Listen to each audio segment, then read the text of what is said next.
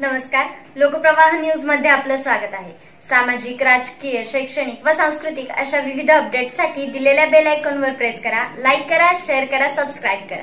आपण बघतोय शहरामधले अनेक रस्त्याचे काम, शेकडो कोटीची रस्त्याची कामं चालू आहेत।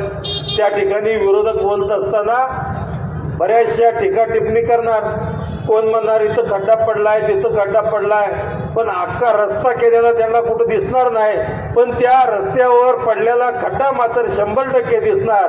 पण ती या पुढं तुम्ही 100% ते आल्यानंतर किंवा त्यांना तुम्ही सांगा, हा रस्ता करायलाही या ठिकाणी मी आणि प्रशांत मालक दोघंही खंबीर आहे आणि खड्डा बुजवायला सुद्धा आम्ही खंबीर आहे, एवढं या निमित्तानं त्यांना सांगितलं पाहिजे। आणि या ठिकाणी आतापर्यंत टीका टिप्पणीवरच त्या ठिकाणी राजकारण केलं गेलं, पण विकासात्मक या ज्या गोष्टी बोलायला पाहिजेत, विकासात्मक या मतदारसंघामध्ये या लोकप्रतिनिधींनी जे काम करायला पाहिजे ते खऱ्या अर्थाने आज या गेल्या 11 वर्षामध्ये किती कामं आपल्या शहराची झाली याकडे सुद्धा बघायला पाहिजे।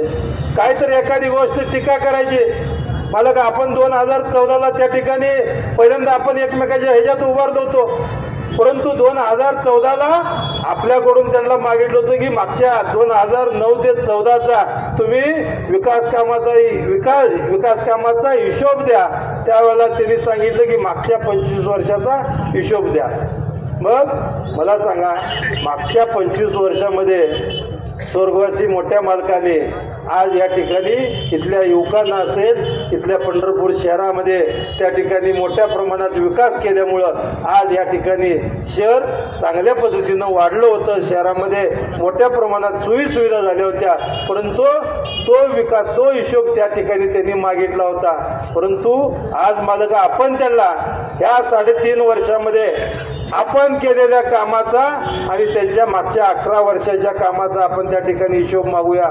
11 वर्षामध्ये या मतदारसंघामध्ये काय केलं?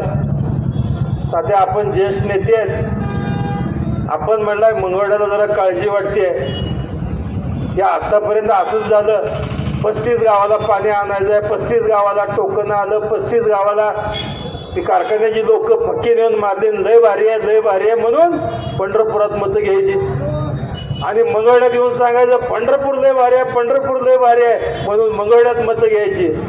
परंतु मंगळवेढा तालुक्यातल्या 35 गावांना कधी पाणी देण्याचं काम केलं नाही।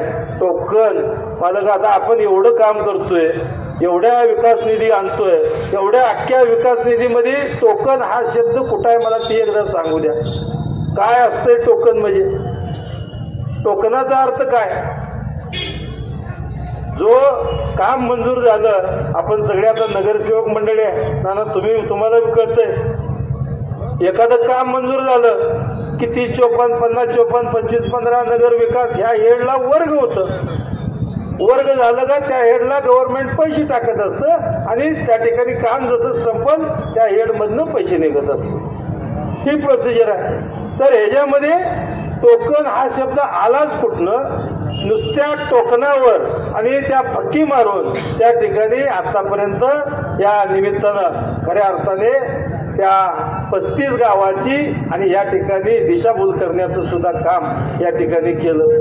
बऱ्याच वेळेला सांगितलं 2014ला त्याची मंजुरी आहे म्हणून, मग 2014ला जर मंजुरी असेल, 14 ते 21 आमदार कोण होतं?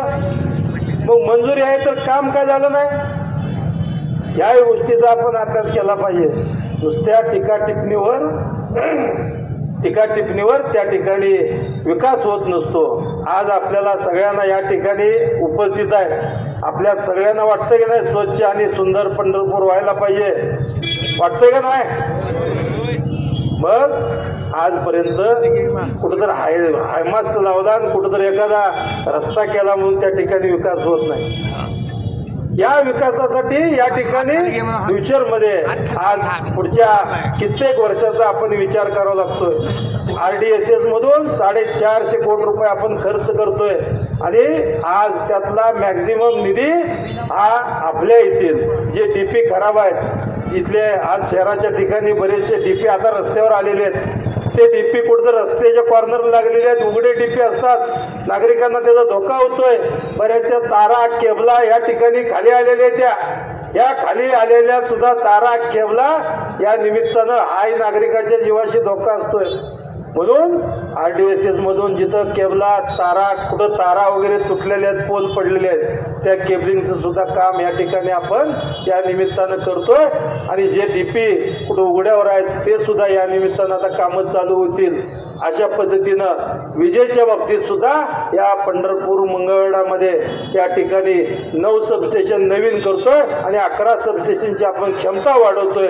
अशा पद्धतीनं या ठिकाणी शहरामध्ये कुठं कुठं लाईनची अडचण येत असेल, डीपी खराब झाले असतील, तारा तुटल्या असतील तर त्या ठिकाणी अंडरग्राऊंड केबलिंगचं सुद्धा काम आज आपण करतोय.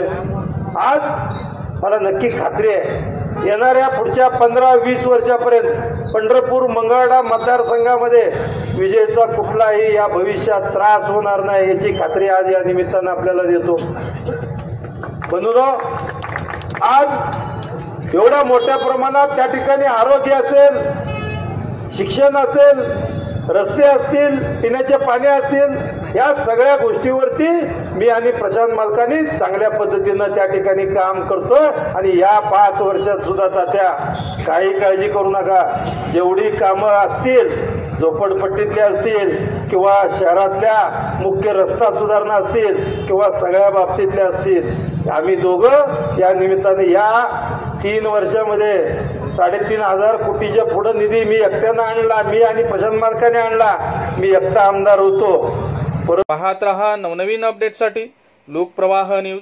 हाक तुमची साथ आमची.